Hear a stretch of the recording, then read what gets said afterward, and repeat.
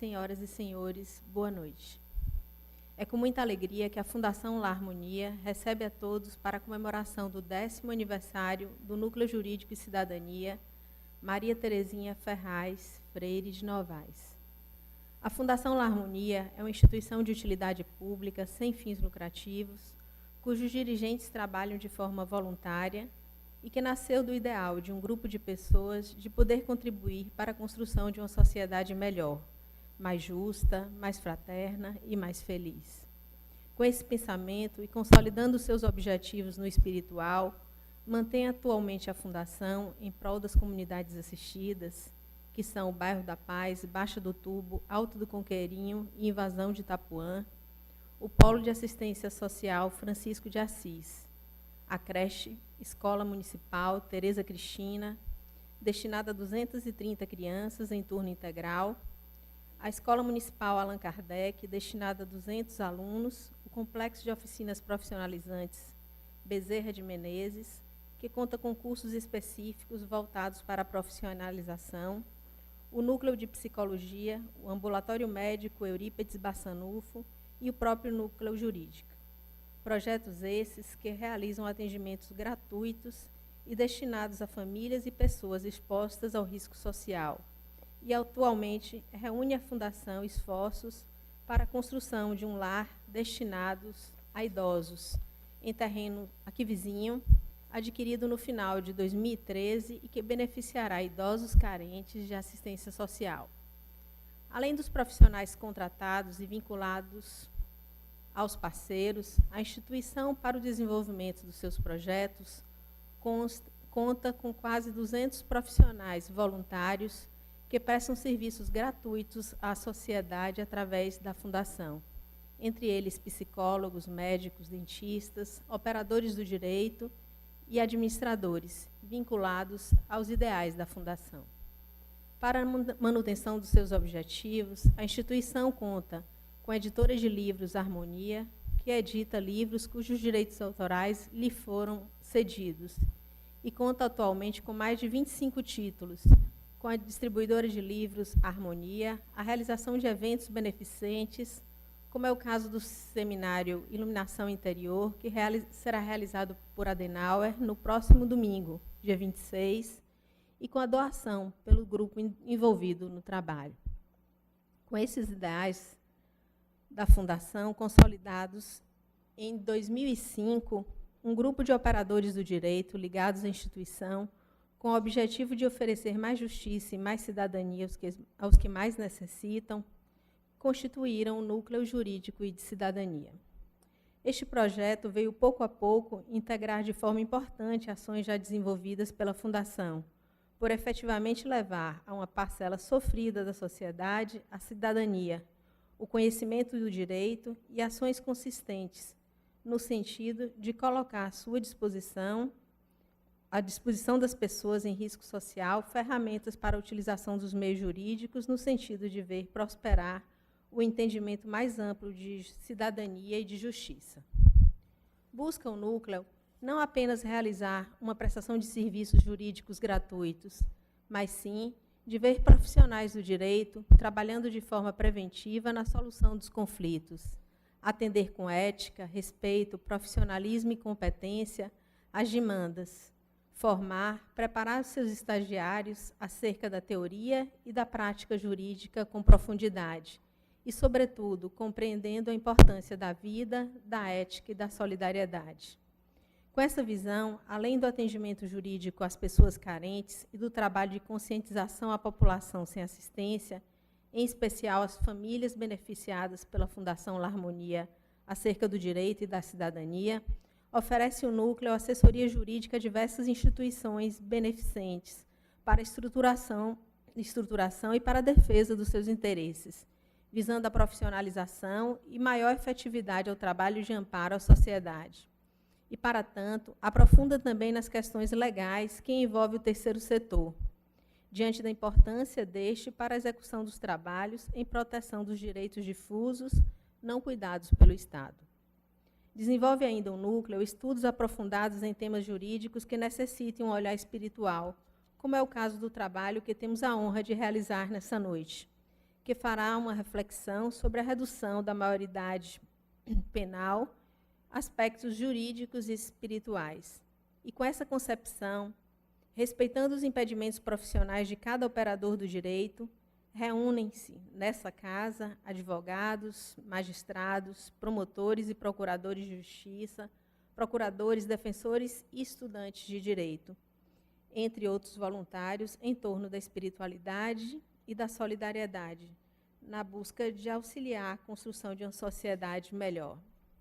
Para o desenvolvimento dos seus objetivos, o Núcleo conta com importante e imprescindível parceria com o Tribunal de Justiça, para o funcionamento da Casa de Justiça e de Cidadania, que funciona aqui, no 4º andar desse prédio, que é um oásis para as comunidades sem assistências amparadas pela Fundação, e conta com a parceria com o Ministério Público, com a Secretaria de Administração, com a Secretaria do Trabalho e Esporte, com a Secretaria de Segurança Pública e a Secretaria Municipal de Ação Social, que mantém diversos serviços oferecidos à população na Casa de Justiça. Com os serviços prestados na casa, verifica-se um trabalho efetivo e imprescindível às comunidades assistidas e o seu entorno, seja na solução dos conflitos e na rapidez dos processos, em parceria com o núcleo jurídico, seja na execução de importantes projetos de cidadania, sobretudo os que envolvem crianças, adolescentes e idosos, desenvolvidos pelo Ministério Público, no sistema de empregos e rendas executado pelo Cine Bahia, através da Secretaria do Trabalho, e na implantação dos programas municipais de ação social, através da Secretaria Municipal de Ação Social, no serviço de obtenção de documentos diversos através do SAC, realizados pela Secretaria de Administração e Segurança Pública. São mais de 2.000 pessoas por mês aqui atendidas pela Casa de Justiça. A Fundação, através do Núcleo, é uma entidade formal concedente de estágio pela OAB, oferecendo a estudantes de direito um importante centro de formação profissional. Conta ainda o Núcleo com a parceria com a Associação de Magistrados Espíritas, a ABRAME, com a Associação Jurídico Espírita Brasileira e com o Núcleo de Promotores Espírita Elzio Ferreira de Souza. E nessa noite, que completa o seu 10º ano de trabalho, agradecemos a esses importantes parceiros, aos integrantes do Núcleo, pelo trabalho incessante realizado durante todo esse período, em especial aos advogados e demais operadores dos direitos voluntários que realizam importantes e diretos trabalhos com o público atendido, aos profissionais das diversas áreas que nos auxiliam nos estudos e nas indagações jurídicos e espirituais. Assim, parabéns por mais um ano de trabalho. E hoje, revendo ali um pouquinho desses 10 anos, a gente vê o tanto que já se realizou e que a gente ainda tem que andar. Agradecemos aos amigos espirituais, inclusive a dona Terezinha Ferraz Freire de Novaes, que leva o nome do nosso núcleo. Esses espíritos que, junto com os operadores do direito encarnados, realizam um trabalho incansável do lado espiritual. Agradecemos aos nossos palestrantes, ao promotor Davi Galo, que tem realizado um importante trabalho pela sociedade no seu cunho profissional.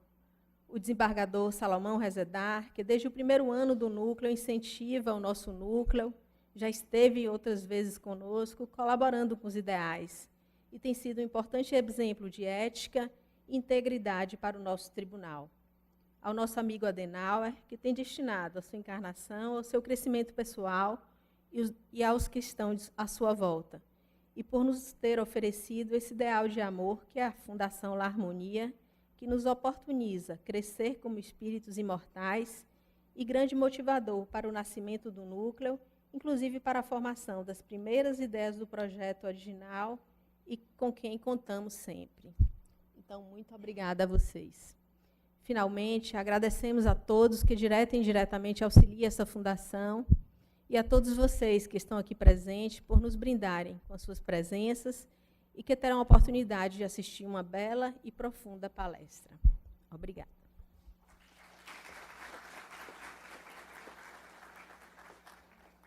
Promotor de Justiça Davi Galo é titulado da 2ª Vara do Júri de Salvador, abaixonar direito penal e processo penal, não tolera nenhum tipo de injustiça, vem desempenhando suas atividades de forma comprometida e atuante pelo Ministério Público da Bahia. Com a palavra, o nosso primeiro palestrante, o promotor de justiça, Davi Galo Baru, a falar sobre os aspectos jurídicos da maioridade penal.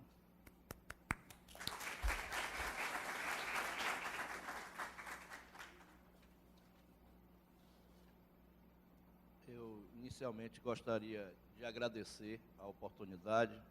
Um abraço ao amigo, dileto, colega de instituição, Adilson. Aos demais palestrantes aqui, doutor Salomão, já não é a primeira, já é a 2ª vez.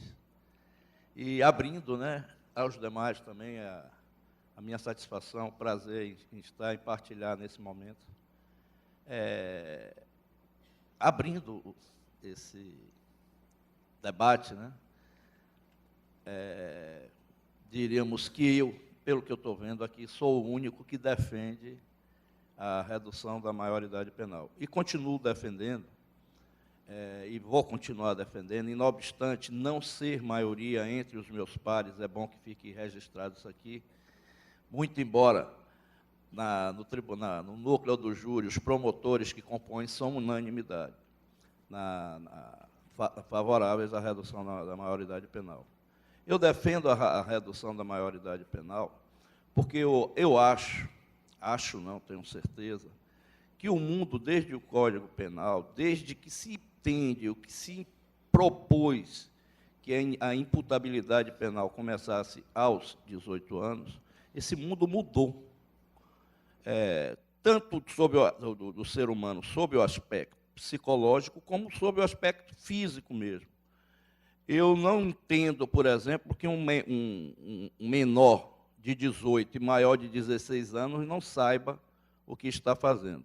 É bom que se diga que hoje eu não sou promotor de justiça da infância e da juventude, mas o fui por 9 anos. Convivi com o menor delinquente. Sei que o menor delinquente, na maioria das vezes, ele tem plena consciência, ele sabe muito bem o que está fazendo. Porque o principal argumento que se utiliza hoje em dia, dentre muitos outros, é de que o menor de 18, maior de 16, ele não teria maturidade suficiente para discernir aquilo que seria certo, que seria errado. Eu não concordo com isso. Já me entrevistei vários menores, pois, para quem não sabe aqui, para onde é o local onde ele, depois que é apreendido, ele é apresentado imediatamente ao promotor de justiça. E nessas apresentações nós podemos e devemos, e muitas vezes conversamos com esse menor. E não, na maioria das vezes, não consegui ver arrependimento, não consegui ver uma forma daquele menor querer, a partir daquele momento, com a apreensão, deixar de fazer aquilo. Eu não sou um defensor radical da redução da maioridade penal. Não, eu acho que tem que existirem parâmetros, limites. Eu defendo, sim, a partir dos 16 anos, para determinados tipos de crime. Mesmo porque nós vivemos, aqui ninguém vai tapar um sol com a peneira, nós vivemos no país da impunidade. Isso é uma realidade total. É uma realidade que nós convivemos todos os dias. As leis estão aí justamente para não serem respeitadas. Por conta disso, essa revolta da sociedade, eu diria, até uma professora me atendeu aqui, que me recebeu nessa casa, ela disse, olha, hoje você representa 90% do pensamento da sociedade. Claro que muito desses 90%, eles deixam-se influenciar pelo que a mídia passa, pela opinião da mídia, e transforma em outra coisa aqui que eu também não concordo, porque não é verdade. Os menores não são responsáveis pela maioria dos crimes que acontecem. Não, é uma pequena parcela, mas eles cometem. É muito difícil. E aí eu digo, isso geralmente cai para nós, promotores de justiça. Quem ouve a mãe de um filho assassinado por um menor para roubar um tênis, que é um latrocínio, não é ninguém, é o Ministério Público. Quem ouve aquela pessoa que diz, doutor, o que é que vai acontecer? E nós somos obrigados a dizer, olha, é um latrocínio, em princípio, o Estatuto da Criança e do Adolescente prevê que ele poderá ficar até 3 anos internado, que não é uma forma de reclusão lato sensu, estrito sensu não, porque reclusão seria um regime prisional. Mas ele ficaria submetido a uma internação que, em princípio, seriam de 3 anos. Acontece que, a cada 6 meses, esse menor é avaliado. E eu não conheço nenhum caso, à exceção, doutor Salomão aqui deverá até me desmentir, eu não fui promotor da infância aqui em Salvador. Mas à exceção desses casos midiáticos e emblemáticos, que o menor tenha ficado mais de 3 anos. Geralmente, na primeira avaliação, após 6 meses, ele recebe um atestado, um estudo, um parecer de que ele está apto a voltar a conviver na sociedade. E eu vou dizer, na minha experiência, olha que eu não trabalhei nem em cidades tão grandes, todos que cometeram crimes, que saíram com 6 meses, 1 ano, voltaram a delinquir e cometeram delitos muito piores. Não se prega aqui que se reduza, eu pelo menos não prego isso, que se o menor de 16 anos seja jogado nas penitenciárias, seja jogado nas prisões. Não, da mesma forma que se pede que não se reduza, tem que se reduzir, mas tem que se criar também uma forma de aprisionar. A palavra certa, por mais que a gente diz internar, não é internar, é aprisionar, para que ele reflita, a partir dos 16 anos, que sair de casa, fumar um cigarro de maconha, estuprar a garotinha que está passando ali, é um ato censurável e que merece uma reprimenda. Ou então, olhar, porque o outro tem um tênis bonito e ele não tem, porque ele não é, porque se joga muito isso também, a condição econômico-social da pessoa. Ah, não tem um tênis. Só porque ele não tem um tênis, ele tem que tirar a vida daquele que tem um tênis. É difícil. Hoje em dia, o que nós verificamos, a maioria dos assaltos que ocorrem dentro de coletivos são praticados por menores. Quando eles não conseguem o que quer, eles espancam, matam até a pessoa. Basta se reduzir. O que eu prego é que se perdeu totalmente, completamente, o respeito pela vida humana. Eu vou pedir até aqui um parêntese, né, para falar do que tem ocorrido em Salvador. Né? Nós tivemos todo dia temos pessoas mortas sem a devida investigação policial. Simplesmente essas pessoas morrem, mas não vale a pena sequer instaurar um inquérito policial. Casos polêmicos. Hoje eu tenho minha vida privada, eu não tenho vida privada. Deixei de ter, porque resolvi, em determinado momento, dizer que um ato praticado por um grupo de policiais no Cabula não foi um ato legal. Não foi um ato legal. Mas só morreram traficantes. E que se fossem traficantes, aquelas 12 pessoas que morreram ali, pelo menos 8 estavam ali porque eram viciados. Mataram menores naquela noite. Mas aí o que é que nós assistimos? Uma verdadeira campanha praticada por um empregado como eu, do Estado, que usou da mídia, foi para a mídia, e aqui eu vou dizer, com um inquérito totalmente fraudulento, com perícias que eu não creio tenham sido feitas de boa fé, e, no entanto, a notícia que se pegou pelas redes sociais é que devem matar Davi Galo, porque Davi Galo é perseguidor de policial, como se eu perseguisse policiais. Como é que eu vou perseguir a polícia militar? Se é com a polícia militar que eu conto no meu trabalho, nós, promotores de justiça, contamos com a polícia militar. A polícia civil é muito reduzida. Hoje eu estou aqui com 2 policiais fazendo minha segurança, 2 policiais militares. Mas criou-se, por conta da banda podre da polícia militar, que foi apadrinhada pelo senhor secretário de Segurança Pública, que eu sou inimigo e que, portanto, eu estou na lista negra para morrer. Né? A gente fala assim, parece brincadeira, está na lista. Estou sim, não tenho vida, não frequento locais públicos, sou um homem sedentário porque não tenho direito a caminhar na orla, moro num bairro da Barra e não posso caminhar, porque a qualquer momento pode chegar alguém e me matar. E o pior, um agente do Estado. Então, nós vivemos para chegar até onde a gente, o tema desse encontro aqui é impunidade, gente. É impunidade. É porque é menor, ele tem que ter uma chance. Poxa, o maior de 18 anos também pensa da mesma forma que ele. Eu sempre gosto de ilustrar o que eu falo com exemplos. Tudo bem, alguma coisa a gente tem que pisar da mídia. Eu nunca me esqueço do caso daquela dentista que foi assassinada e queimada viva dentro do seu consultório por um menor, 2 maiores de idade e um menor. Eu me recordo que, salvo engano, um dos maiores, que era maior de idade, tinha 18 anos.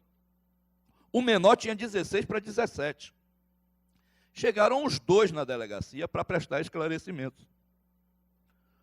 O que tinha 18 anos completos, ele entrou de cabeça baixa e algemado. O de 16 chegou chutando o repórter e empurrando o policial. Por quê? Ele tinha certeza que ele tem uma legislação que é altamente paternalista, que é uma legislação altamente benevolente, né? E completamente mal aplicada. Né? Porque eu até defenderia que ele ficasse 3 anos. Na maioria das vezes não fica. Um furto sim. Geralmente um furto é um crime que não se leva perigo a ninguém. Determinados delitos eu sou contra, eu acho que tem que permanecer o estatuto do jeito que está. Mas roubo qualificado pelo resultado, que é o latrocínio, que é o mais vil para mim de todos os crimes. É aquele onde o indivíduo mata para roubar. A intenção do indivíduo, tenha ele 16, 18, 30, 40 anos, é mesquinha, ele quer o patrimônio, ele quer o bem. E para ele obter esse bem, ele passa por cima disso. Então, eu não entendo, me perdoem até, e aqui eu sei que virão várias explicações, mas eu não consigo entender, porque todos nós aqui convivemos com garotos de 18, 16 anos. E sabemos que um garoto de 16 anos, mesmo que não tenha, e aí nós vamos também para o problema estatal, não se dá educação, não se dá isso, não se dá tudo aquilo. Realmente não se dá, mas não é por conta disso que nós devemos fechar os olhos e passar a mão na cabeça do menor de 18 anos, maior de 16, só porque não se tem isso. Se o Estado falhou lá, falhou. Mas o Estado também não é só essas políticas. Nós temos uma sociedade que hoje, a nossa sociedade, eu queria saber quem é que anda tranquilo ou tranquila pelas ruas de Salvador, qualquer hora do dia. Não tem ninguém aqui que faça isso. Um dia, há pouco tempo atrás, eu vi o comandante da Polícia Militar ser assaltado, fazendo caminhada aqui nessas imediações. Levaram, porque não se tem. Mas não estou falando aqui especificamente no menor, estou falando do aspecto violência. Por quê? Nós temos leis que não se aplicam. Nós temos um Código Penal bonito, com penas 12 a 30 anos, 6 a 20 anos, no caso da matéria que eu trabalho, que é homicídio tentado e consumado. Mas são tantos benefícios na lei de execução penal que ninguém fica preso. Isso depois de esgotar um número excessivo de recursos que tem o Código de Processo Penal. Então, chacota-se achaca-se com a sociedade. E nós somos obrigados a conviver com isso. Eu sempre digo, Adilson, nós brincamos, nós enxugamos gelo. Né? Promotor de justiça enxuga gelo. Sobretudo os do tribunal do júri, que tem que olhar para a cara do delinquente e dizer: ele é delinquente, ele é assassino, ele tem que ser preso. Ele tem que cumprir a pena, mas não cumpre. Porque ele, 12, 14 anos. Aí um sexto, ele tem direito a uma progressão. Aí, se tiver um bom comportamento, que eu não consigo entender como é que alguém dentro de uma penitenciária ou dentro de um presídio vai ter bom comportamento. Mas sempre tem lá os atestados. Aí ganha uma saidinha, que eu prefiro chamar, não é de saída, não. É saidinha, porque eles saem para matar, saem para estuprar. O número de menores que estupram é elevadíssimo.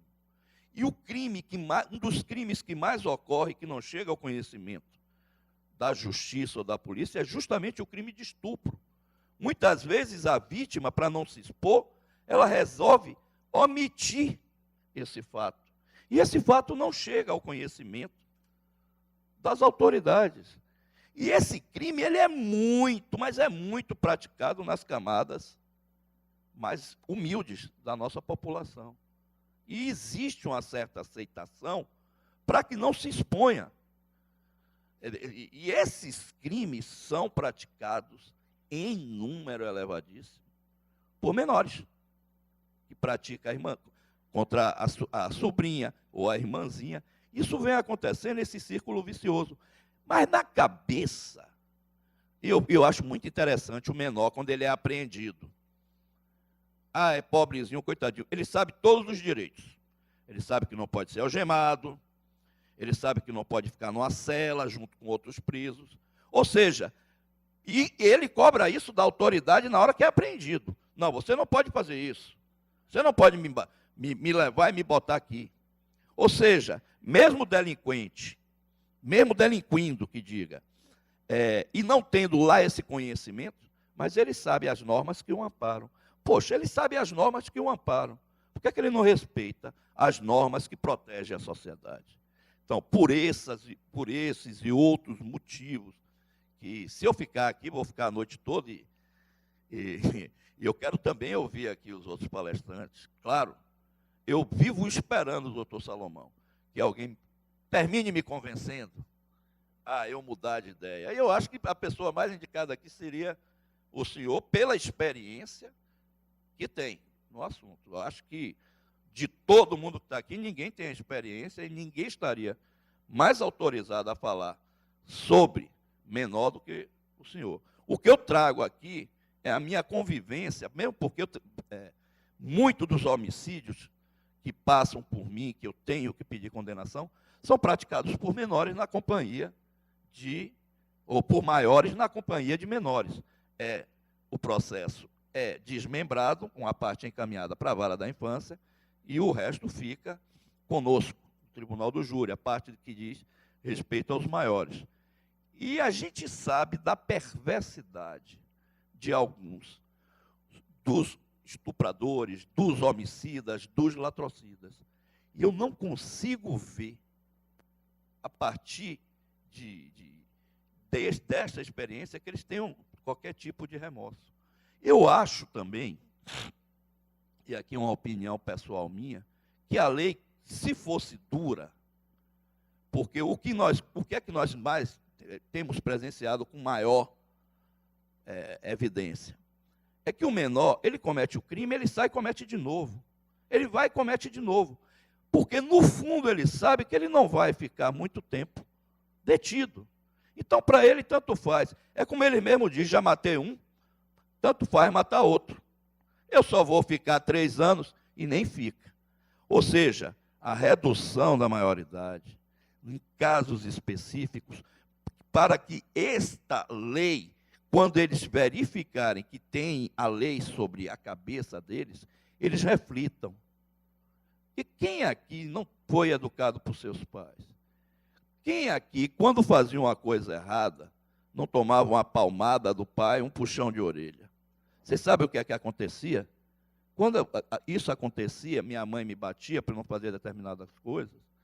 com certeza eu não voltava para fazer. Aquilo era um tipo de pena, né? E ali nós estávamos tratando como tirar, quebrar um copo, coisa assim. Cá fora nós estamos tratando de uma situação onde os pais já perderam completamente o controle sobre os seus filhos. Porque pai nenhum, por mais degenerado que seja, vai querer que o filho seja criminoso. Mas acontece que ele já perdeu o controle. E para que se tenha esse controle, infelizmente, só o Estado, infelizmente, leis duras, eu defendo sim a redução, não nos moldes que se pretendem igualar o menor de 16, o menor de 18, maior de 16, com o imputável de 18 anos, mas com medidas mais severas, uma internação muito mais rigorosa, aonde ele venha a refletir e saber de que ele está errado. E, sobretudo, e aí eu falo por mim, para que retire aquele elemento que não se adequa à sociedade do convívio social. Porque, sinceramente, nós precisamos viver também. Obrigado.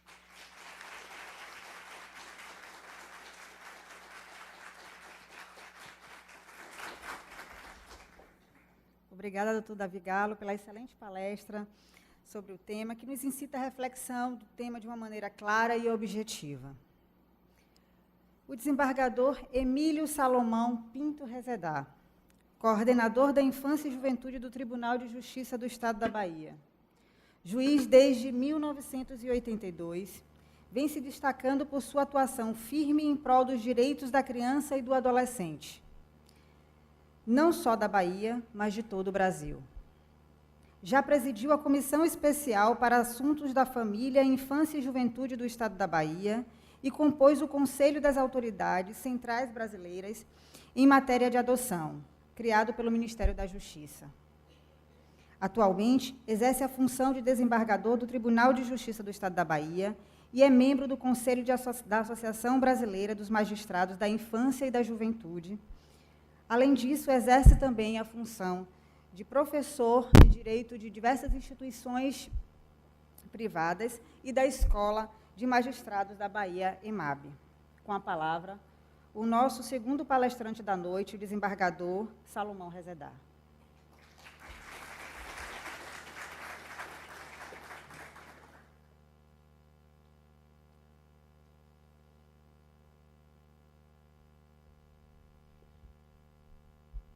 Apresento os meus cumprimentos na pessoa do responsável por essa instituição, Adenauer, e assim fazendo, eu quero também apresentar a parabenização, os meus parabéns, por todos que integram o Núcleo Jurídico e de Cidadania Maria Terezinha Ferraz Freire de Novaes, pelos seus 10 anos de funcionamento.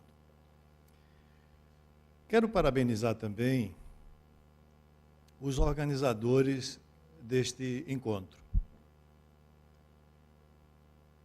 pelo tema escolhido. Atual, sim.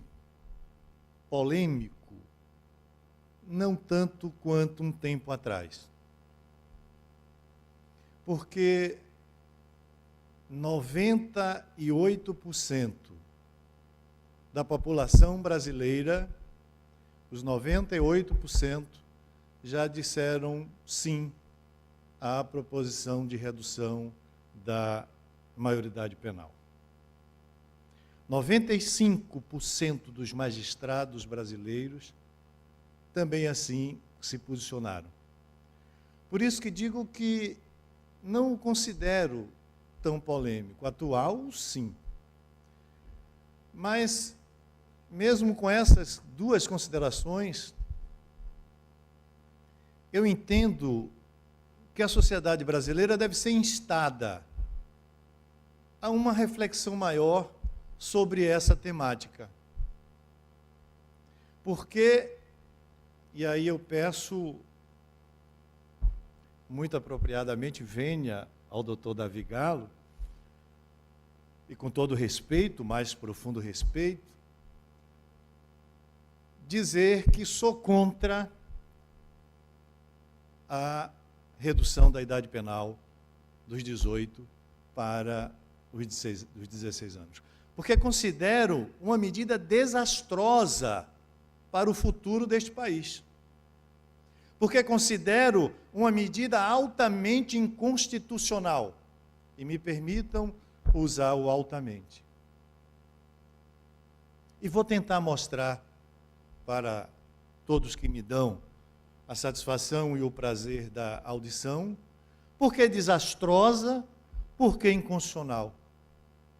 E assim o farei, tentando usar do data show para policiar-me, porque sou prolixo quando abordo esta temática, mostrando aspectos legais com os quais tentarei evidenciar a inconstitucionalidade da proposição da redução da imputabilidade penal e aspectos sociais, com os quais tentarei também demonstrar o quanto de danosidade essa medida trará para a sociedade brasileira. Tem uma tarefa difícil, tentar convencer o doutor Davi Galo. Mas vou aceitar o desafio, mesmo na pressuposição de que talvez não lograrei êxito.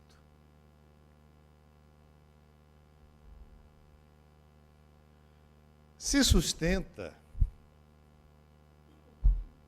que com a redução da imputabilidade penal, da idade penal dos 18 para os 16 anos, nós teremos uma sensível redução da violência que preocupa, que assola, que atormenta todos que convivemos e que vivemos neste país.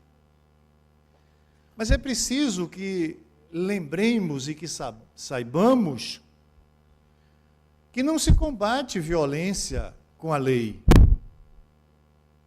Se combate violência com políticas públicas assistenciais. Se combate violência, especialmente a violência a qual estamos nos referindo, com oportunidades para esses jovens que são vítimas da desestruturação familiar, da desídia do Estado e da omissão da sociedade. Minutos atrás, este ambiente foi sonorizado com a música Meu Guri. E ouvia esta canção e dizia comigo mesmo, olha aí a prova. Foi o cancioneiro popular brasileiro que já dizia, aquele guri que trazia tudo para sua mãe, que não tinha nem pescoço para tanta volta a usar. O cancioneiro quis demonstrar exatamente isso, a desestruturação familiar, como uma das causas para que o meu guri se tornasse um guri da vida. Então não é com leis, é sim com investimentos sociais que podemos combater a violência que tanto inquieta todos nós. E já dizia doutor Davi Galo, um grande doutrinador, grande penalista brasileiro, que no meu tempo, talvez não seja no seu tempo, porque é muito mais jovem do que eu, mas no meu tempo, tive a oportunidade de tê-lo como companhia no frequentar as cadeiras da Faculdade de Direito da Universidade Federal da Bahia. Me refiro ao procurador paulista Magalhães Noronha. E ele já dizia, naquela época, que o problema do menor infrator é um dos mais graves que um povo tem que enfrentar. E sua solução não é simples. E não é simples. Não basta baixar um decreto, não basta criar um dispositivo legal que nós vamos combater ou vamos solucionar o problema. Na época de Magalhães, Noronha, menor, hoje criança e adolescente, infrator. E aí eu me recordo, vem à minha mente agora, o que aconteceu, e todos vão se recordar, com aquela atriz da Rede Globo, a Daniela Pérez, que foi brutalmente assassinada com, se não me falha a memória, 18 tesouradas, por um companheiro, por um colega, o Guilherme de Pádua, que, sentindo-se desprestigiado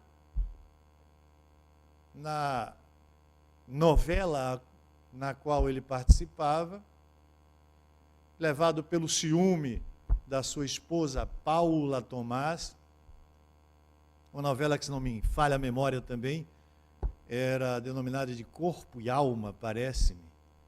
E esse brutal assassinato levou a mãe de Daniela Pérez, a Glória Pérez, a fazer uma movimentação neste país e a recolher 1.300.000 assinaturas para que o Congresso Nacional fosse mobilizado e passasse a considerar como crime hediondo homicídio qualificado. E aí vem a grande indagação. Isso ocorreu? Ocorreu. Melhorou? E olhem que a lei de crimes hediondos é de 1990. Muito pelo contrário, a violência recrudesceu. E eu vou ficar apenas neste exemplo para não me alongar muito mais e observar o tempo que me foi dispensado. E com isso eu volto a reafirmar, não é por este país, a gente já tentou controlar a inflação por intermédio de lei. Adiantou? Quem não se lembra da época de Collor? Nós dormimos com os nossos recursos financeiros aplicados e acordamos sem poder dispor deles. Então, temos, pelo menos na minha mais modesta e limitada visão, temos que vencer essa conclusão de que não é por intermédio de um édipo, não é por intermédio de um texto legal que nós vamos conseguir reduzir a violência que tanto nos preocupa. Como cidadãos e cidadãs que somos, temos que exercer a democracia participativa, porque a representativa exercemos, mas a participativa de forma nenhuma. Nem no condomínio onde moramos. Muitas vezes somos convocados para uma reunião, uma assembleia condominial e optamos muitas vezes por ficar em casa, assistindo a novela, assistindo o jornal. E aí aprova-se uma cota extra e nós reclamamos, mas nós não participamos. Eu já ouvi de alguns amigos que vivenciaram essa situação e que dizem logo quando recebem, o síndico está roubando. Não é? Primeira conclusão que se... Mas ele não foi lá discutir, então ele não exerceu a democracia participativa. E nós precisamos disso, do exercício da interferência, no exercício do poder público. Precisamos exercer a democracia participativa, sim. Por que é inconstitucional esta proposição? Eu não entendo e não vejo nisso uma crítica, eu procuro refletir, mas eu não entendo por que o presidente do Congresso Nacional quer levar essa proposta a ferro e a fogo, atropelando regimento, atropelando normas constitucionais. Não entendo, sincero e honestamente. Talvez ele tenha as suas razões. Mas é inconstitucional, sim. É inconstitucional porque o artigo 228, eu não vou legalizar muito essas minhas reflexões, mas o artigo 228 da Constituição Federal é uma norma pétrea, é uma cláusula pétrea. É uma norma que não pode ser modificada pelo poder constituinte que aí está, que é o poder constituinte derivado. Nós, no exercício da democracia representativa, nós não concedemos poderes aos nossos atuais congressistas para que eles modificassem a Constituição. Com isso, eu estou dizendo que nós não constituímos, não elegemos, digo melhor, constituintes originários, mas sim derivados. E o artigo 60 da Constituição Federal, ele estabelece que não pode ser, aí no parágrafo 4º, no inciso 4º, que não pode ser alvo de modificação as normas que tratem de direitos e garantias individuais. E aí talvez alguém diga, não, mas só são aquelas que estão escritas lá no artigo 5º da Constituição Federal. Não. Não, porque esse artigo 5º tem o parágrafo 2º, e ele diz, não textualmente, mas ele dá a entender que outras disposições previstas no próprio bojo da Constituição Federal e em tratados e convenções internacionais são consideradas cláusulas que dispõem, normas que dispõem sobre direitos e garantias individuais. Logo, cláusulas pétreas, que não podem ser modificadas pelo poder constituinte derivado. Mas há algo aí ainda a ser considerado. É a Declaração Internacional dos Direitos da Criança e do Adolescente, aprovada em 1989 pela Convenção, pela ONU, e que foi promulgada pelo Brasil em 1990. E o artigo 41 desta Convenção, ela estabelece que os signatários não poderão estabelecer normas mais gravosas das que já possuem. Então, se por acaso o Brasil, os nossos congressistas ouvirem a aprovar a redução da imputabilidade penal, não tenho dúvida que essa questão vai desaguar no Supremo Tribunal Federal. E acredito que os nossos ministros, do ponto de vista pessoal, isolado, acredito que os nossos ministros estarão considerando esta proposta reducionista inconstitucional. Inconstitucional. Eu ouvi do doutor Davi ele falar a respeito de que precisamos de normas, de leis mais duras, mais severas. Eu vou dizer ao meu querido colega que não concordo.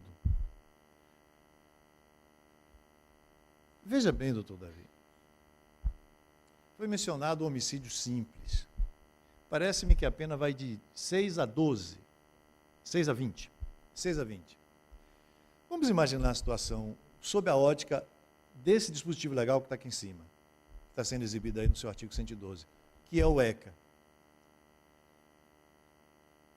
Vamos imaginar que um adulto cometa um homicídio simples e que um adolescente também. E que ambos sejam condenados a 6 anos de reclusão. 6 anos o adulto e condenado à internação o adolescente. O ECA é muito mais severo. Muito mais severo. Porque o adulto, como foi dito pelo doutor Davi, para a mudança de regime, ele vai cumprir 1/6. 1/6 de 6, eu sempre fui, Adenal, ruim em matemática, até para cobrar os meus honorários quando eu advogava. 1/6 de 6 vai dar um ano, ele vai cumprir um ano. Ele vai cumprir um ano. O adolescente poderá cumprir 3 anos de internação. para ele conseguir o adulto, o livramento condicional, eu acho que ele vai precisar cumprir apenas 1/3. 1/3, mais ou menos. 2 anos. O adolescente, evidentemente que ele poderá ficar apenas 6 meses. Mas deverá ficar 3 anos internados.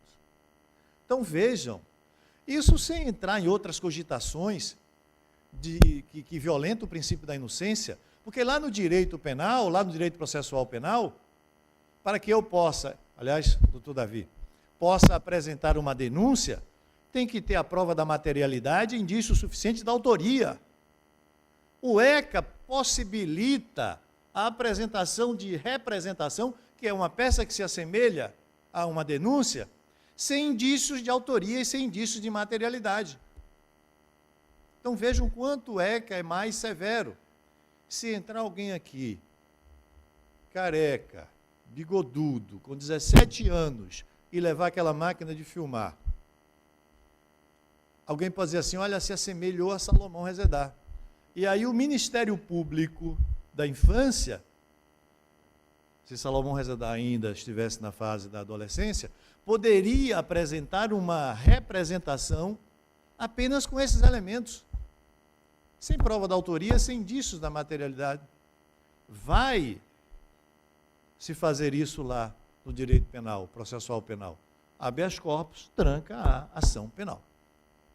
Vou ficar somente por aqui, dentro dessas razões legais. Poderia estender-me mais, mas vou limitar a essas colocações. E aí eu acho que eu vou conseguir convencer o doutor Davi. Eu acho que vou. Porque o problema do ECA é essa situação que se diz que se cumpre apenas 3 anos. E, efetivamente, isso dá a impressão de impunidade.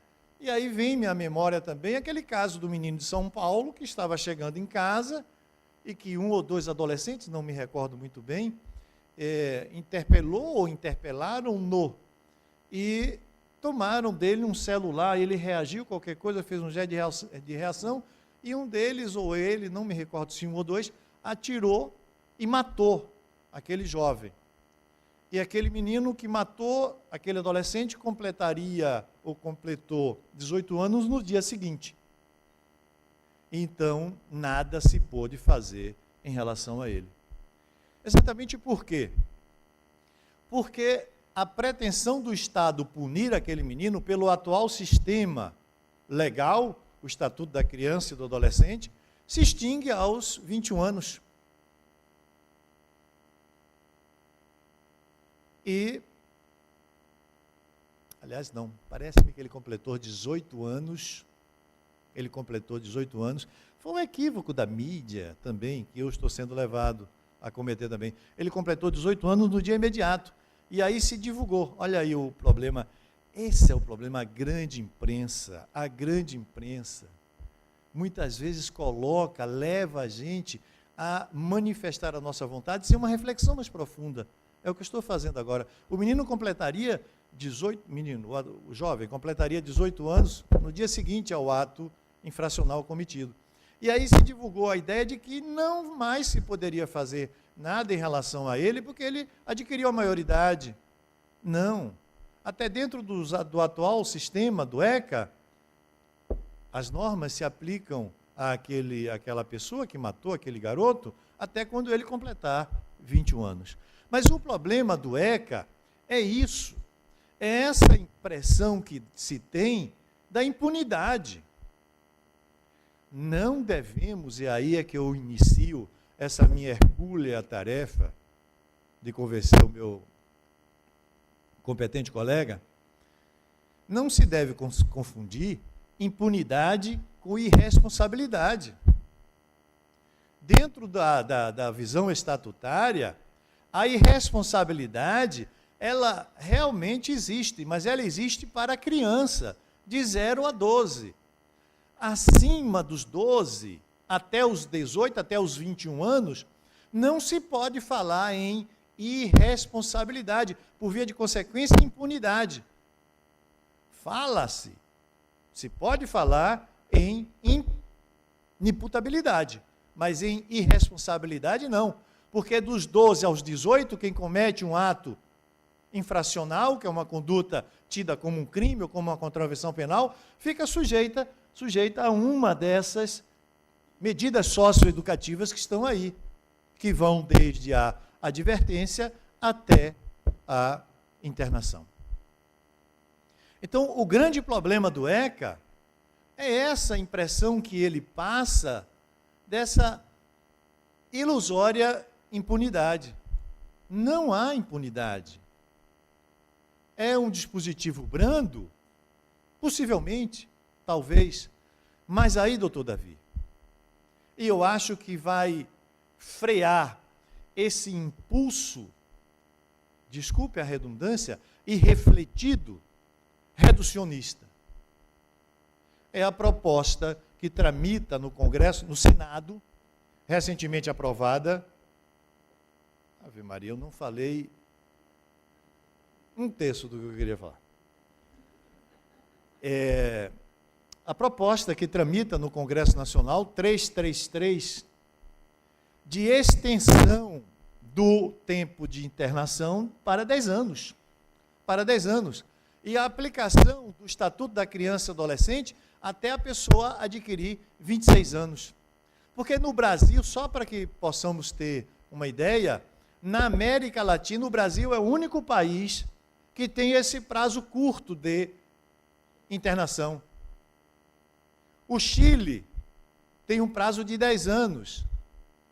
A Venezuela e o Uruguai, o prazo de 4. Paraguai e Colômbia, o prazo de 8. Então, teremos, e aí eu acredito nos nossos congressistas, no bom senso dos nossos congressistas, teremos uma dilatação do prazo de internação. E talvez aí a sociedade brasileira modifique um pouco essa equivocada ideia de que o ECA consagra a impunidade. Vamos mudar o ECA, vamos, mas não vamos mexer na inimputabilidade penal. Não vamos fazer com que os nossos jovens sejam clientes dos nossos presídios. Eu queria muito falar, mas eu não... Olha aí, ó. O Jornal à Tarde do dia 11 de julho, 11 passado, trouxe essa charge muito significativa. E aí, com essa imagem, eu me lembro do caso do Castelo do Piauí, acontecido ontem, anteontem, quando o Estado, o desidioso, o omisso Estado, não cumpriu a sua obrigação sequer de separar os adolescentes que estupraram e mataram uma das jovens que foram estupradas lá no Piauí. Então é isso. Entra e pula, entra e sai. Não há uma metodologia, não há uma pedagogia, infelizmente, no cumprimento das medidas socioeducativas neste país, na Bahia e em Salvador. Aqui está a PEC, olha, é uma PEC, não volta, é uma PEC de 1993, apresentado pelo parlamentar Benedito Domingos. Ela, Adenauer, ela é contraditória na justificação. Ela traz até a citação do profeta Ezequiel, que viveu quatro séculos antes de Cristo.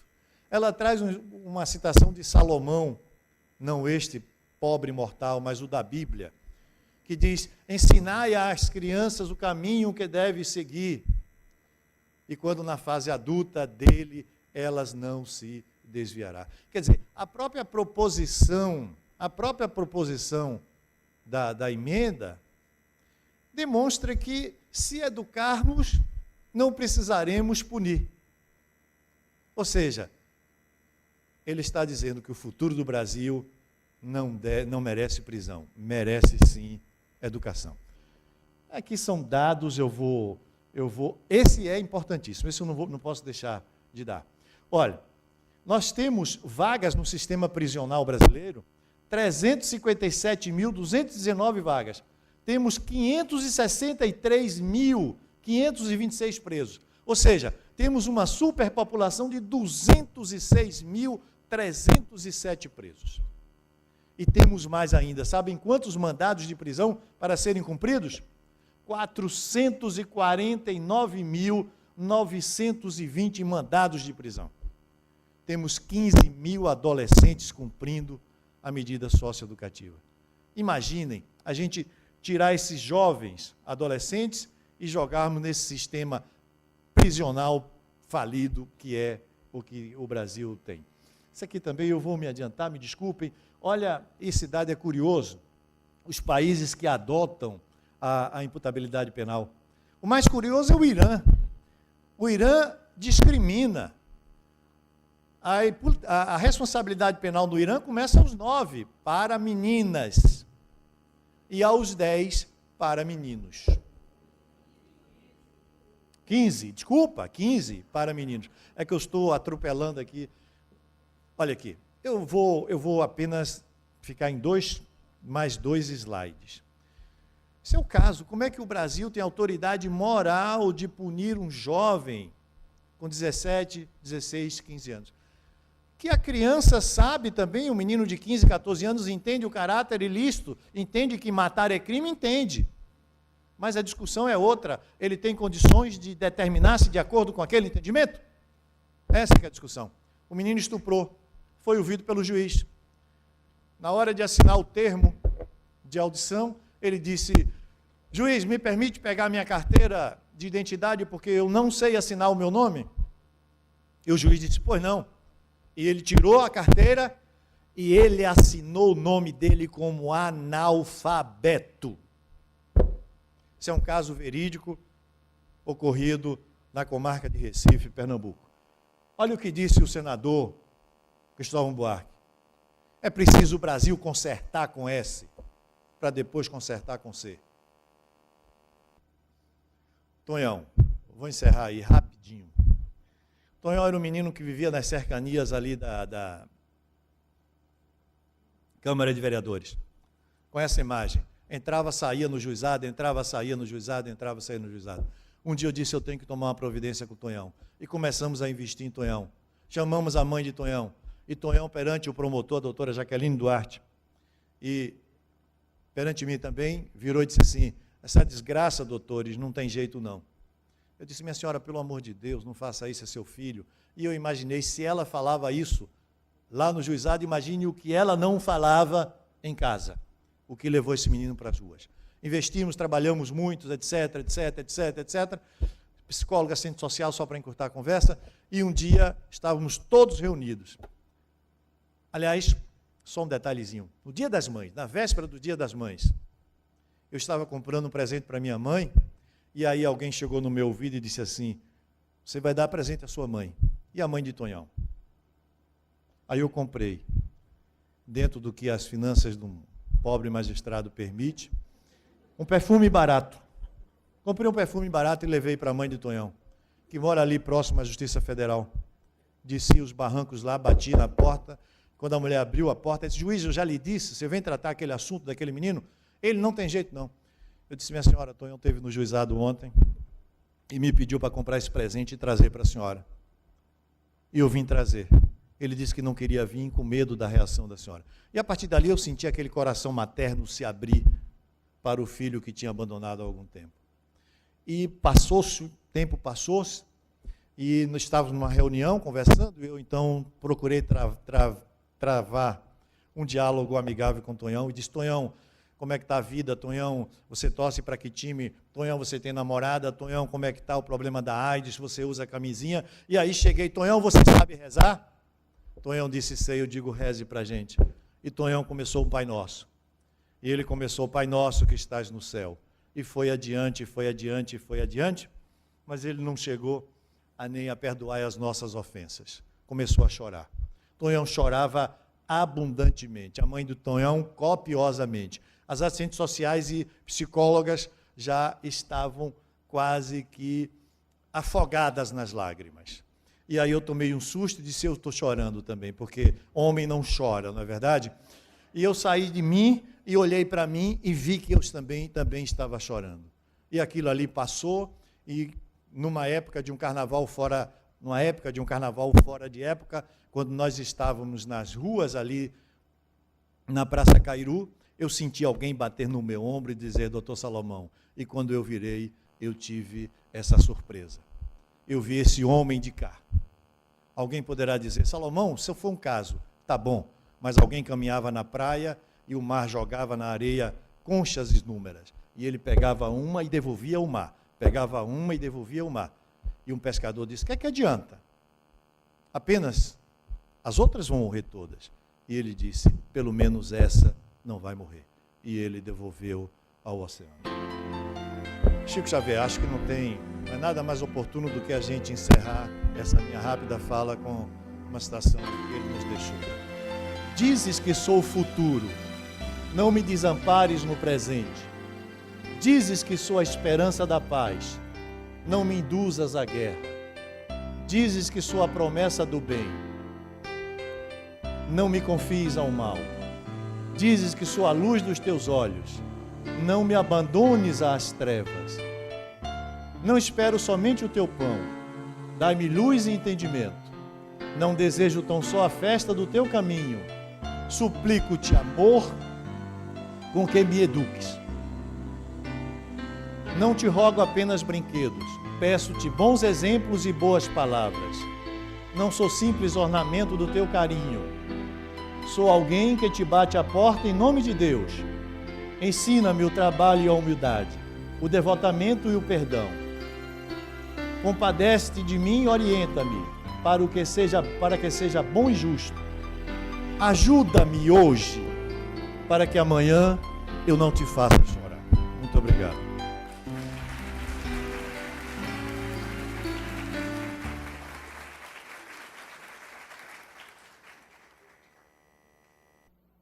Obrigado, doutor Salomão Rezedá, pela magistral palestra, que nos incita à reflexão de forma profunda e delicada. Adernel Novaes é graduado em Engenharia Civil, Psicologia e Filosofia, trabalha como psicólogo clínico e é especialista em Psicologia Junguiana e ministra cursos nessa área. É escritor e já escreveu inúmeros livros em benefício à Fundação La Harmonia. Idealizou essa nossa instituição e compõe o quadro diretivo. Com a palavra, nosso terceiro palestrante da noite, Adernel Novaes.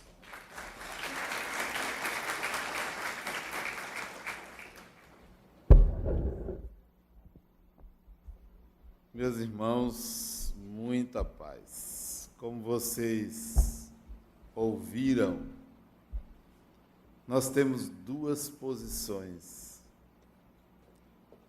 um a favor e um contra. E eu sou o terceiro a falar. E eu quero começar dizendo que eu discordo de ambos. Todos dois, ambos estão equivocados, tanto um quanto o outro. Cada um pior do que o outro. E vou justificar baseando-me em dois princípios. Um, já que não sou da área do direito, um da psicologia e outro do espiritismo. Então, minha fala se fundamenta em argumentos psicológicos e espirituais. E quero começar lendo duas perguntas do Livro dos Espíritos para subsidiar a minha fala e para mostrar o quanto eles dois estão equivocados, todos dois, com todo respeito. Já que eu não sei usar a palavra data vênia, eu vou dizer com todo respeito.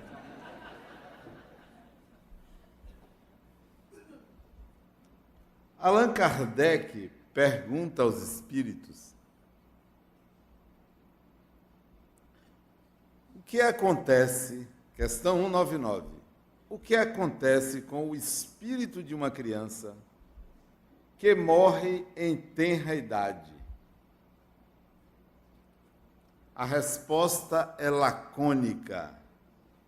Lacônica. Recomeça uma nova existência. Mas ele, Allan Kardec, educador, tece comentários sobre o assunto. Aí é ele, educador. Ele diz o seguinte: se o homem tivesse uma existência e depois dessa existência seu destino fosse a eternidade, que mérito teria a metade da espécie humana que morre em tenridade para gozar sem esforço da felicidade eterna? E com que direito seria poupada das condições muitas vezes tão duras impostas à outra metade? Uma tal ordem de coisas não poderia estar de acordo com a justiça de Deus. Pela reencarnação, todos podem tornar-se iguais.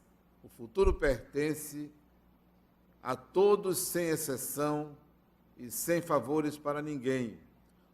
Os que chegam por último só podem culpar a si mesmos. O homem deve ter o mérito de seus atos, assim como deles tem a responsabilidade.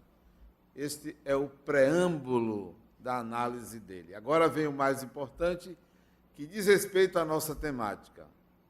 De resto, não é racional considerar a infância como um estado normal de inocência. Não vemos crianças dotadas dos piores instintos em uma idade em que a educação não pôde ainda exercer sua influência? Não vemos crianças que parecem trazer de nascença a astúcia, a falsidade, a perfídia e até mesmo o instinto do roubo e do assassínio, apesar dos bons exemplos que os rodeiam? A lei civil as absolve dos seus erros, porque, diz ela, agiram sem discernimento. Isso analisado em 1856, porque foi escrito um ano antes de editado. Olha a análise dele, ao fazer uma crítica sobre a lei civil. França.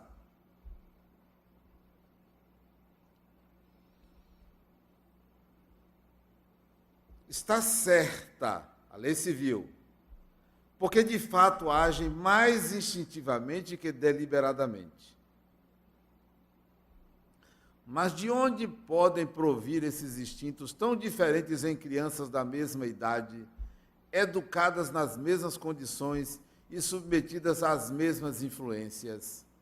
De onde vem essa perversidade precoce, se não da inferioridade do espírito, visto que a educação não tem nenhuma influência?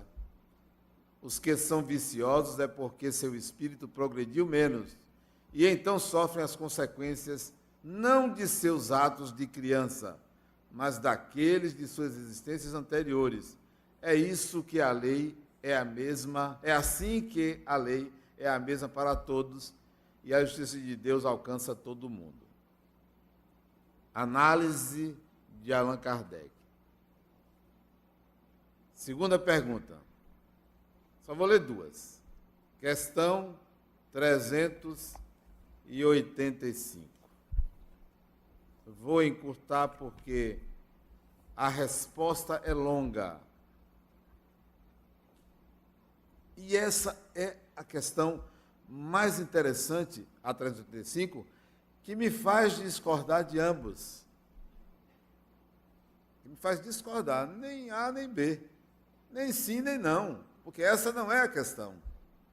Essa é a superfície da questão, é decidir um número, quando a questão não é numérica. Olha a pergunta de Allan Kardec aos espíritos. 385. O que provoca a mudança que se opera no caráter das pessoas em uma certa idade, e particularmente ao sair da adolescência? É o espírito que se modifica? A sutileza da pergunta penetra na questão psicológica do amadurecimento da personalidade. Vamos à resposta. É longa e eu não vou ler toda. Mas também não quero particularizar como se eu pensasse, vale a pena vocês lerem a resposta do Espírito, que não é comentário de Allan Kardec. Ele diz assim, começa assim, falando da adolescência ou da mudança de caráter. É o Espírito que retoma sua natureza e se mostra tal qual era.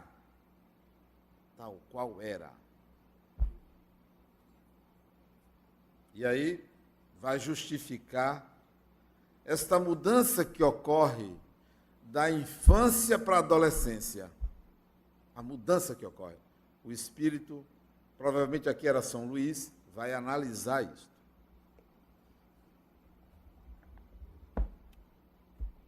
Segundo, primeiro, Livro dos Espíritos. Segundo, eu quero enfatizar que a questão não é numérica. Nem 18, nem 17, nem 16, nem 15, nem 14. Isto é, para efeito de um marco, da demarcação de um limite. A discussão deve ser dividida entre critérios de julgamento, penalidade e execução da pena. Ora, se nós formos para a execução da pena, colocar uma pessoa na cadeia é condená-la a se tornar um marginal. Qualquer pessoa, não precisa ser uma criança ou um adolescente. Então, eu vou deixar isso de lado, porque não é o mérito da questão, para mim são os critérios de julgamento. Devo eu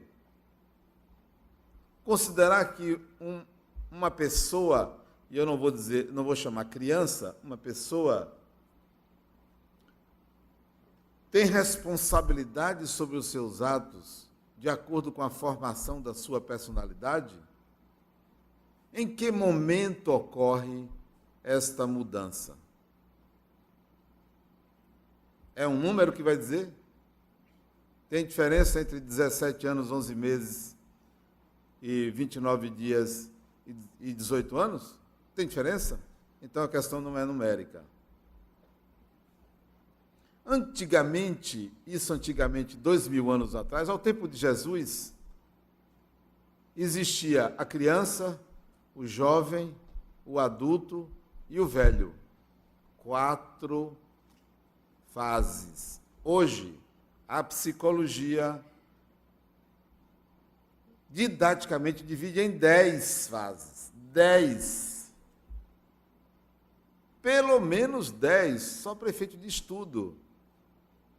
Primeira infância, segunda infância, isso vai até 6 anos, as duas somadas. Puberdade, isso vai até os 11 anos. Adolescência, isso começa em torno dos 12 anos. Adulto jovem, isso começa aos 21. A adultez, a meia-idade, a maturidade, o idoso, a velhice. 10 divisões. Tudo para tentar entender quando o eu se define como capaz de assumir uma responsabilidade sobre um ato, seja ele ilícito, ilegal ou não. É aí onde o espírito vai dizer que há uma mudança de caráter. A encarnação começa na adolescência. É ali que começa. E a adolescência, para efeitos psicológicos, não é 14 anos, nem 16, nem 18 anos. é entre os 11 e os 13 anos. É ali que o Espírito diz, cheguei. Então, se eu tivesse que definir a responsabilidade, não era aos 10, 11, 12, 13, 14, era exatamente quando houve essa transição. E qualquer psicólogo, a partir de alguns testes, pode definir quando há essa mudança. Então, eu não posso dizer que é aos 16 anos. Eu teria que avaliar aquela personalidade. Mas isso raramente é levado em consideração. Embora uma vez eu trabalhei num processo, uma das partes me contratou para avaliar se uma criança estaria em depressão ou não. E eu participei do processo.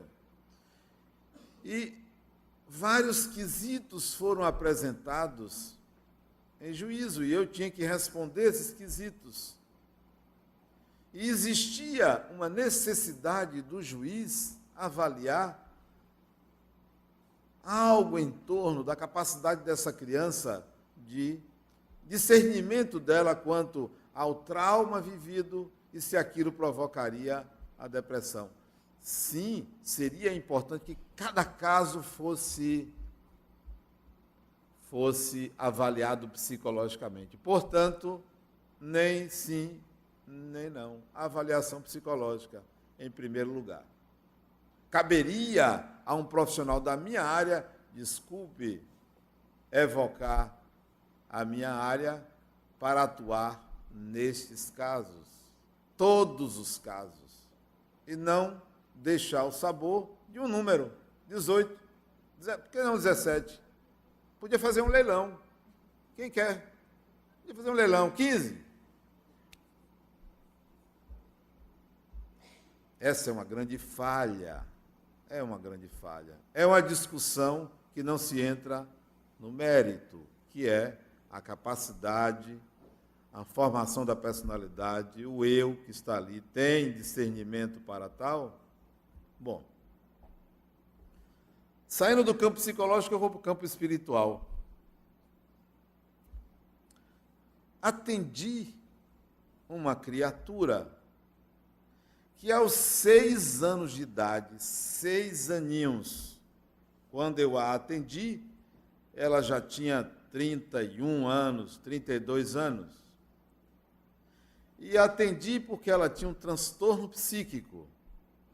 Ela tentou matar o marido. Não é por isso que ela tem um transtorno psíquico, não. Isso não é indício. Senão, nós colocaríamos grande parte da população feminina casada neste lugar. Não é esse o indício. Ela, maus tratos a um dos filhos, então ela foi diagnosticada como portadora de um transtorno psíquico por maus tratos de uma criança. Pois bem, ela aos 6 anos de idade, 6 anos, será que o eu está se formado aos 6 anos de idade, terminando a segunda infância? Ela sai da casa dela, morava numa casa, atravessa o quintal, vai à casa do caseiro e bolina ele. Ela fez isso, não foi o caseiro, ela fez isso. Ele criminoso porque aceitou. É a criança que eu devo enxergar ou eu devo enxergar o espírito? Eu enxergo o espírito. Somos todos espíritos, portanto, conscientes dos nossos atos em qualquer idade. Aí a questão não é cronológica. E se discute maioridade penal, idade cronológica. É o espírito. Você é um espírito, tem a idade do corpo, qualquer que seja. É um espírito. Mas a lei vai ter que enquadrar, vai ter que escolher. Estão perdendo tempo. Pode botar 16. Se 16, depois baixa para 15, depois para 14, para 13, para 12. O país de maior população carcerária do mundo, que é os Estados Unidos, maior população carcerária do mundo é os Estados Unidos, a criança, ela é presa mesmo. Para nós é uma criança. Mas a minha visão não é essa de idade, é espírito. O que fazer com o espírito? Se ele cometeu um ato ilícito, ilegal, ele tem que ser responsabilizado. Não tenha dúvida, ele tem que ser responsabilizado. Na sociedade que nós vivemos, essa criança precisa ser educada, ela precisa ir para a escola, mas ela precisa de medidas em que ela entenda que ela cometeu um ato ilícito, ilegal. Eu não posso deixá-la simplesmente para que ela, espírito que é, ela ache que ela nada fez e fique impune, porque ela tem um benefício legal.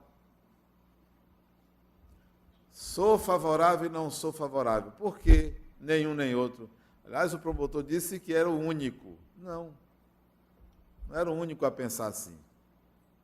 Enquanto não se adota o que estou propondo, que é a análise da personalidade daquele indivíduo, em qualquer idade, que cometeu o ato, seja roubo, seja assassinato, enquanto não se faz isso, que para mim seria a solução, e a partir daí se propor medidas educativas para esse indivíduo, seja a cadeia, seja o hospital, seja o que for, sou a favor da redução da maioridade penal. Claro, óbvio, promotor, sou a favor, enquanto não se analisa aquela personalidade, porque o ideal é se analisar a personalidade. Um espírito que tenha 10 anos de idade e comete um crime, é o espírito que está cometendo o crime. E esse espírito precisa passar por medidas socioeducativas ou estar de acordo com o que a lei determinar que ele deva passar, não por ser criança.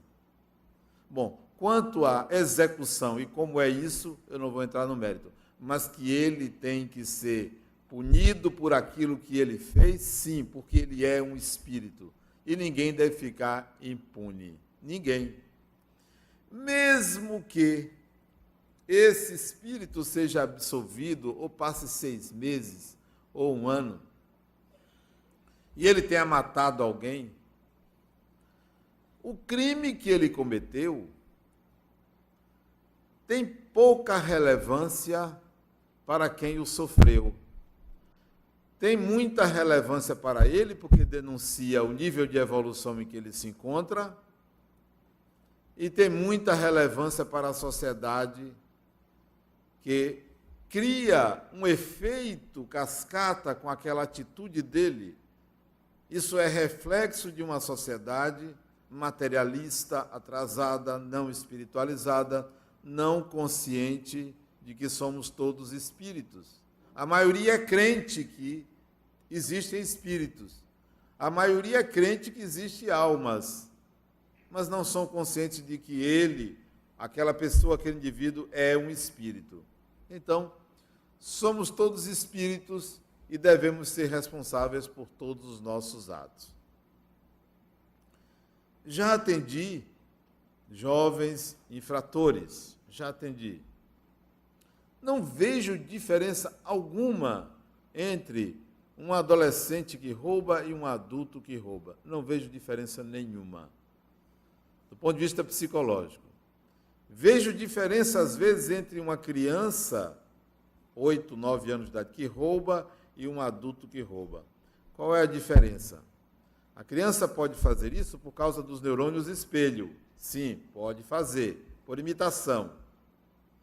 Mas se faz por imitação, se imita, é um espírito inferior. É um espírito inferior. Se imita um comportamento desse. Então, a minha visão espiritual é de que não se deve desconsiderar o ato como um ato que mereça algum tipo de punição e de educação. Punição que eu digo não é qualquer crueldade, não é bater ou coisa alguma, mas, a depender dos casos, retirar da sociedade, não conviver, segregar esse indivíduo, aprisioná-lo em determinado tipo de prisão, determinado tipo de delito, etc. Isso aí eu não entro no mérito porque eu não entendo, mas são espíritos, porque somos todos espíritos. São exatamente as características psicológicas da chamada adolescência que define que ele não é mais criança. Um adolescente não é mais criança. Não é mais. Exatamente por ser adolescente. A formação do eu já está formado, então ele tem que ser considerado, para efeito da lei, um adulto. Se a lei, seja pétrea, seja líquida, seja gasosa, eu não sei, se a lei diz isso, a lei pode estar errada. Deve-se seguir a lei, porque senão você perde qualquer noção de unidade, de legalidade, mas se ela está equivocada, precisa mudar, porque 18, 17 anos é a mesma coisa. A adolescência caracteriza o início do eu, é ali que o espírito diz cheguei. Mas se até a adolescência ele comete delitos, já identifica a índole, como o espírito diz, o caráter daquele espírito. O pesquisador Ian Stevenson traz o caso de uma criança de 4 anos de idade. 4 anos. Criança, mas é um espírito. Morava num bairro. Ele vai para o bairro vizinho para buscar drogas. Para ele consumir. 4 anos de idade. 4 anos de idade. Aí você vai dizer, mas é uma criança, foi espelhada. Viciado o espírito da encarnação anterior, renasce com aquele vício. E não pense que isso se muda de uma hora para outra, não. Às vezes você tem que segregar, às vezes você tem que dar certas medidas para que esse espírito aprenda de outra forma. Sou favorável, por exemplo, a certos espíritos a gente mandar para Mercúrio, que é quentinho. Mercúrio. Você tira da Terra e manda para Mercúrio. Vão para lá. Vão para lá, é um balneário. É quentinho. Vão se bronzear. Mas não fica aqui na sociedade atrapalhando quem quer crescer. Atrapalhando quem quer crescer. E nós, por um paternalismo exagerado, acolhemos esses espíritos, acolhemos. Nós merecemos essa convivência com espíritos atrasados, mas vamos dar a eles aquilo que eles precisam, que é educação, mas considerar que está na índole, que está no caráter, que está na inferioridade daquele espírito. Então, finalizando minha fala, por enquanto sou a favor da redução da maioridade penal, mas não como uma solução, porque a solução seria, independentemente da idade, esse espírito precisa ser avaliado psicologicamente, para ver se não tem um distúrbio mental. Se não tem um distúrbio mental, que aí seria a outra possibilidade, mas mesmo assim já seria um espírito doente. E a partir dessa avaliação psicológica, se aplicar esta ou aquela pena. Tenho dito, obrigado, muita paz.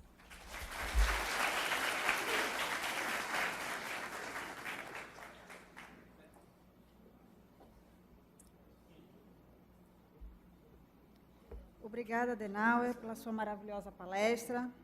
Convidamos os palestrantes para as suas razões finais. A iniciar pelo doutor Davi Galo. As razões finais.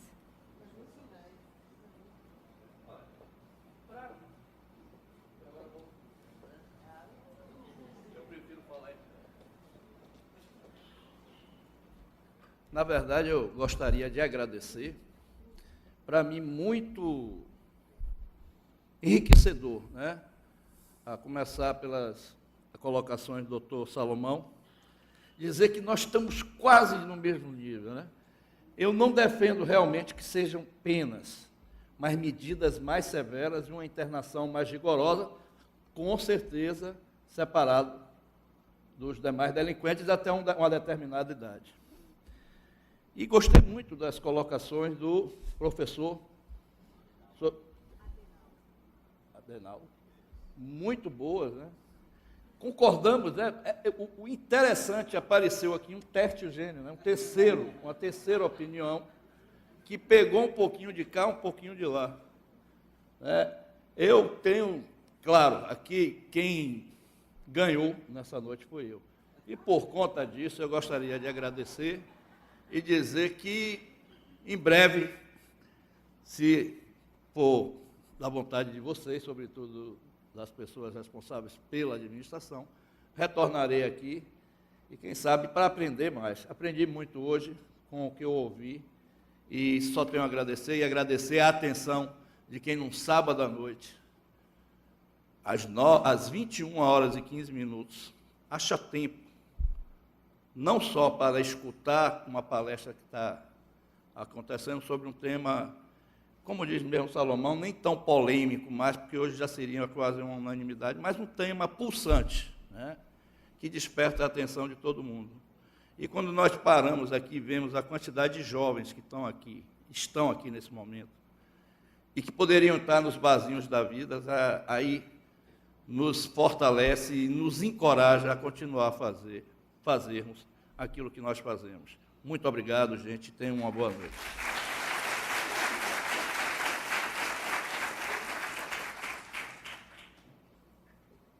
Para as razões finais do doutor Salomão.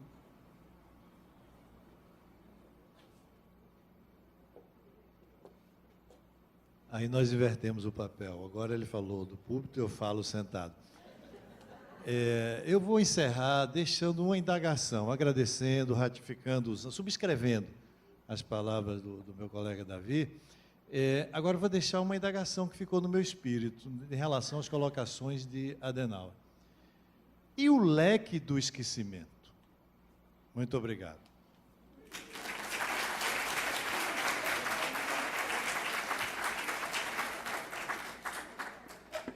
Olha, eu fui citado.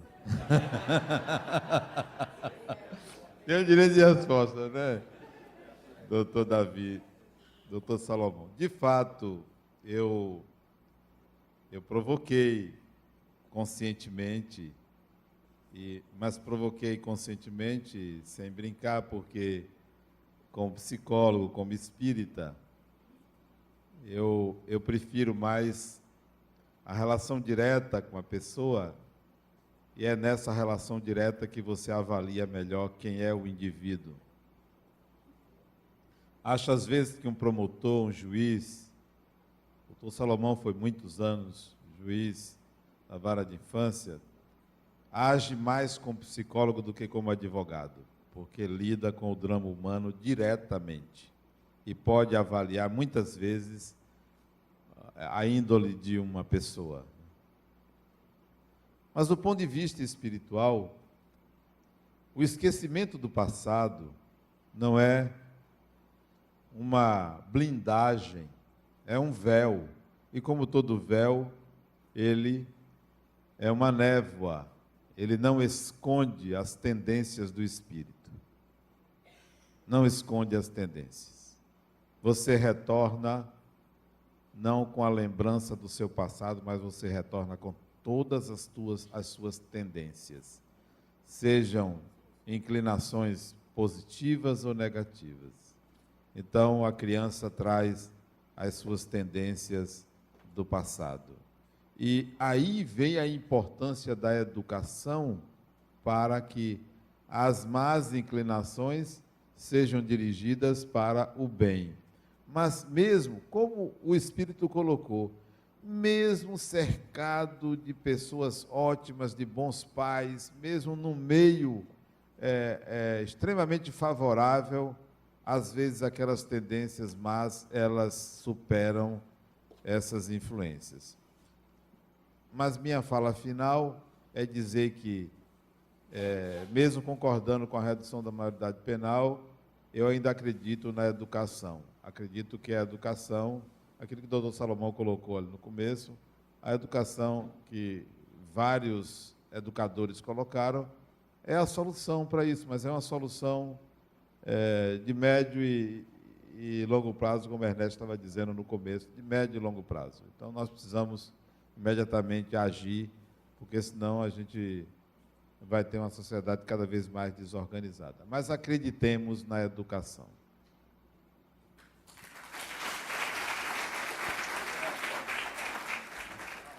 Doutor Salomão, resposta? Gostaria de responder? Bom. Convidamos, então, advogadas voluntárias, doutora Érica Jasmin, Edna Vieira e doutora Gabriela, para entregar pequena lembrança aos nossos palestrantes.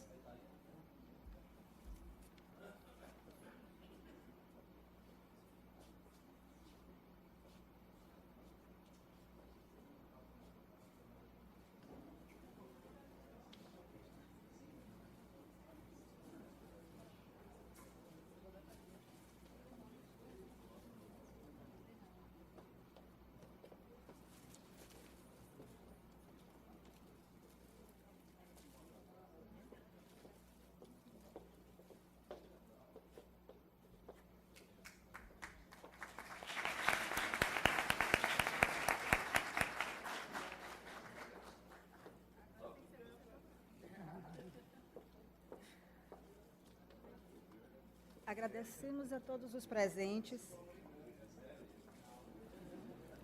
Vamos lá.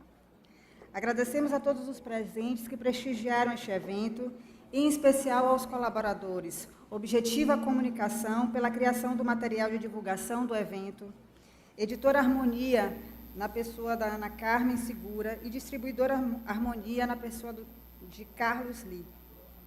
Lembramos a todos da reapresentação da peça O Despertar do Espírito, que ocorrerá no dia 15 de agosto, às 20 horas, nesse auditório.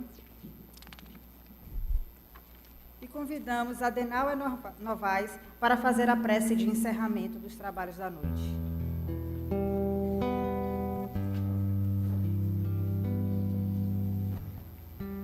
Amigo e mestre Jesus, guia e modelo de nossas vidas,